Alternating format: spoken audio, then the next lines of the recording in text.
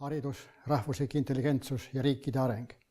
Kui ma doktorantuuris õppisin, siis viisid akadeemik Liimets ja dotsent Koemets läbi testimise seminari, milles nad tutvustasid erinevaid intelligentsuse ja isiksuse teste.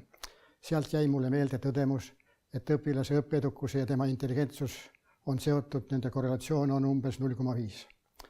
Aastakümneid hiljem hakati tegema PISA ja TIMSI teste, mis näitavad õpilaste teadmiste taset erinevates riikides. Kusagilt lugesin ka, et on mõõdetud inimeste keskmine intelligentsus mitmes riigis. Kui haridus ja intelligentsus on seotud indiviidi tasandil, siis võiks need olla seotud ka riikide tasandil. See oli mu hüpotees. Rääkisin professor Jüri Allikuga. Tema ütles, et rahvaste intelligentsust uurib Richard Lynn ja andis aadressi. Nii algas hariduse ja intelligentsuse seose uuring. Richard Lynn andis mulle rahvusliku intelligentsuse näitajad, mina otsisin andmebaasidest riikide arengu näitajaid ja arvutasin korrelatsioone. Tulemused on näiteks järgmised. PISA 2006 tulemused korreleerusid rahvusliku intelligentsusega tasemel 0,84.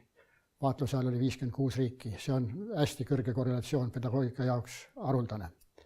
PISA 2003 korrelatsioon 0,87 koguni.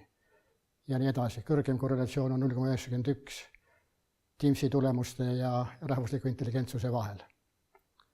Nii et võime öelda, et tõepoolest rahvuslik intelligentsus ja haridustulemused on väga tihedalt seotud. Teiselt poolt on teada, et tõhusama haridussüsteemiga riigis elavad inimesed üldiselt paremini.